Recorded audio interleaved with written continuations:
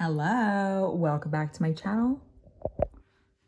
Today we're going to talk about ovulation, delayed ovulation after you have just introduced exercise. This happens a lot, so let's dive in. Okay, I think we're going to sit outside and do this cruisy Friday afternoon. Look, I have been tiling this. I have to grout it, but it's going to look very like Spanish or something. At least I hope. Whoa, okay, it's bright. Let's sit.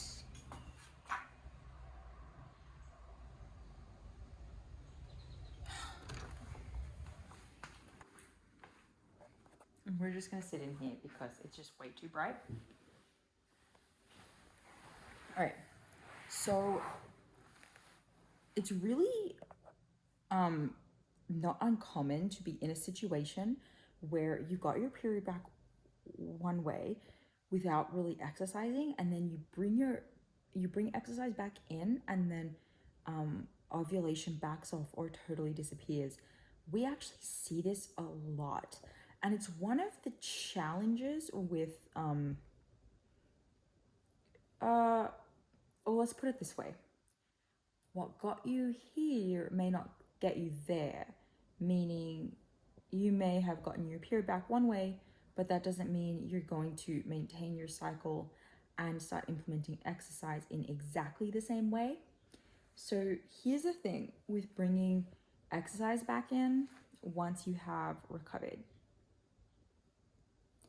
You either start exercising and you incrementally increase exercise in an appropriate way while also making sure you're fueling sufficiently and you're not doing it fasted, you're not overdoing it. You're typically going to have a good time. But this just isn't how people tend to do it.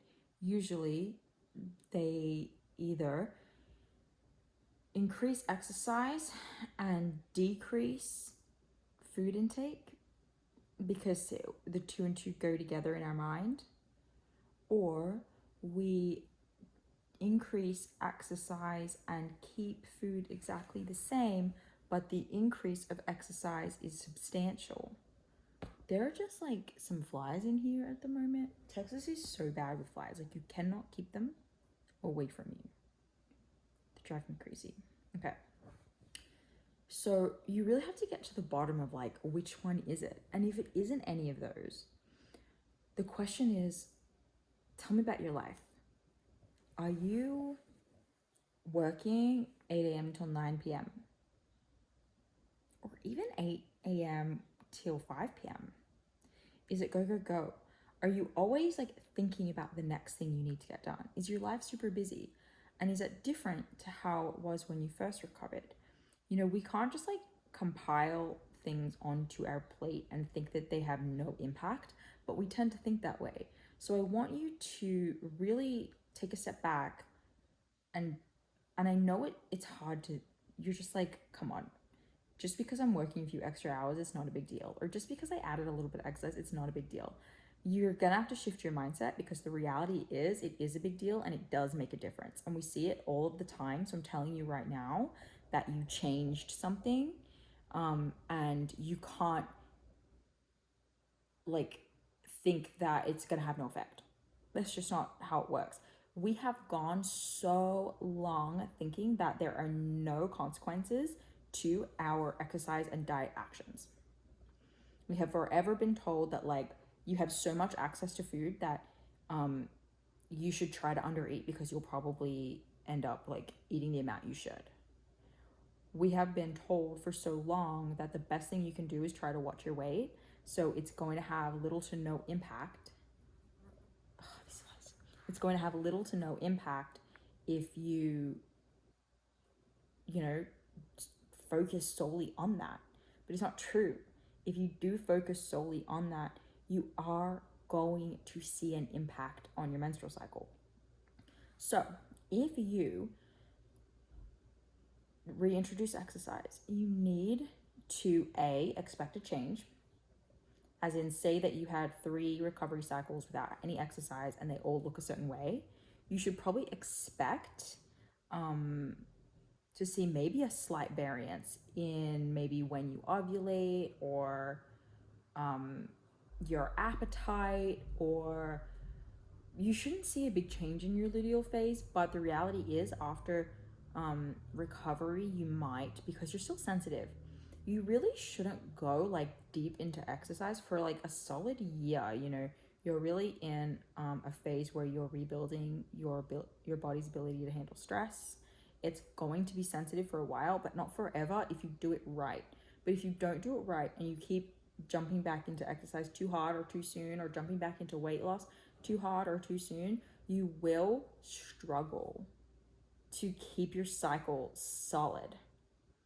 And the other piece of this is mindset. So it really sounds woo-woo, but it is true that the intentions behind your actions are going to play one of the biggest roles. So if you are honest with yourself and look at why you jumped back into exercise in the way you did, what was your true intention? Was it to undo a little bit of how your body changed through recovery? Or is it because you want to basically like just move for the sake of moving? Do you know what I mean? Like you're really truly just like enjoying exercise. Because if that's the case, then you will be comfortable going slow. You will be comfortable eating more to, you know, not just keeping your calories the same, not reducing them a little, but eating more to make sure you're accounting for that. This is just the reality of the recovery journey. You're in this for the long haul. And it's not that, you know, you have to be uncomfortable this whole time, but it's that you have to have reasonable expectations of your body, and you need to be aware when things are changing for the worse, and be willing to like pull back and do what's best for your body. Okay, now, why is this happening? Why is your body so sensitive, or why is your body responding to exercise in this way? Like I said before, it's not ready for this stress load. So you have spent so much time and effort re-arousing your hormones, letting them feel safe. But this doesn't mean that they're super strong and robust. So you have to now spend time in this next phase building up that tolerance. You need to stay committed and focused on what you're doing. You need to let go of your goals of like weight loss and stuff like that. You really probably do. If you really want to get back into sports, right, or something like that, say you're an athlete and you're like, look, a year ain't gonna cut it. I don't care that much. You know what I mean? I would rather do my sport. You're just gonna have to be really, really on top of calories, and you're gonna have to be open to cycle shifts. You know, in harder training phases, ovulation is probably gonna look one way, and in easier training phases, ovulation and progesterone is gonna look another way. Expectations need to change. You cannot be like, I want to have my cake and eat it too. I want to exercise and control my body and have an optimal menstrual cycle. That's just not reality. It's just, the reality is you actually have choices, and you get to make a choice, and you get to understand that the repercussions of that choice. And I don't necessarily think having an irregular cycle is like this objectively bad thing if it's a choice that you are making for your sport or whatever. You just don't get to have both all the time. So it can be really important to learn about the healthy cycle parameters. And so long as you're falling within those cycle parameters, it's not necessarily as important that they're exactly the same every month, or that they're 100% optimal. You know, like if you're having 9 solid menstrual cycles a year and you're like in your 30s, you know, that's not that bad.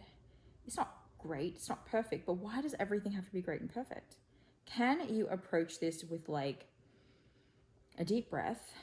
I'm going to make these choices. I'm going to learn from them. I'm going to learn how my body responds to exercise, and I'm going to make the next best decision. And I'm going to be aware of when I'm choosing to not make the next best decision.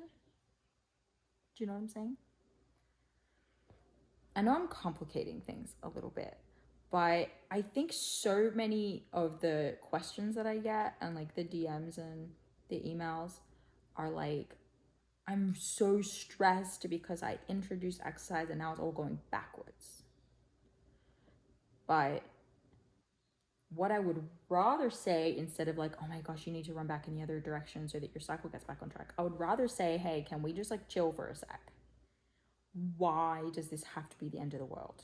Why do you have to be like freaking out? There are women living their lives every single day with irregular periods, and they're just like, this is my life.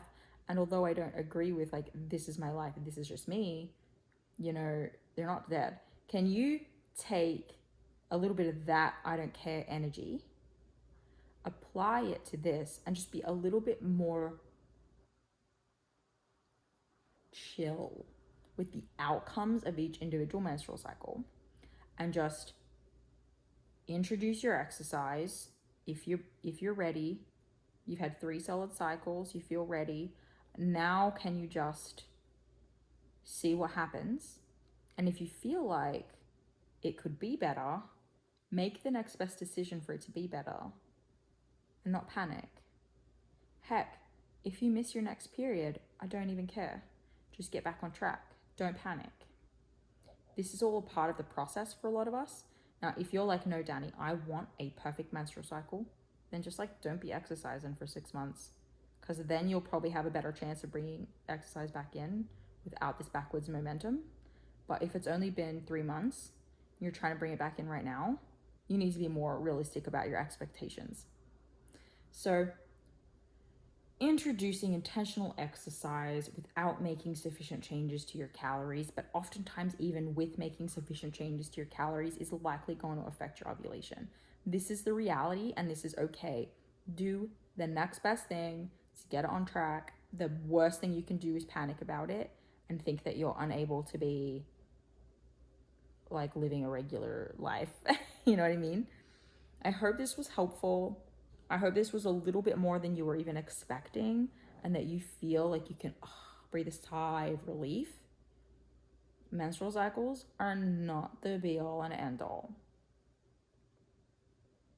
Please subscribe to this channel if you enjoy it. Make sure you check out our podcast at the HA Podcast if you are not already a listener, or the Hypothalamic Amenorrhea Podcast. And please, like, again, if you're watching these videos and you're not subscribed, what is going on? Because a girl can keep providing this kind of stuff for freebies if you just quite simply subscribe. But if you would like to be more in contact with us and like have our eyes on your specific case, I recommend you join us at the HA Society. This is our group community. We have one-on-one calls 2 to 3 times a week. Not one-on-one, sorry, group calls 2 to 3 times a week. And we just like love looking at individual women's charts and cases and HA cases and helping them figure out like what their specific blind spot is and helping to coach them through as a group. Or if you are dealing with something really specific, or you really want to get pregnant right now, or you just like need a ton of hand holding, we do one-on-one coaching. We're super experienced in it. We've helped so many women get their menstrual cycles back. So definitely check it out. That's at thehasociety.com/coaching. So just go to thehasociety.com. All of our resources there. We have tons of resources for you that are free as well. So we love you. Subscribe. Have a great day. Happy Friday.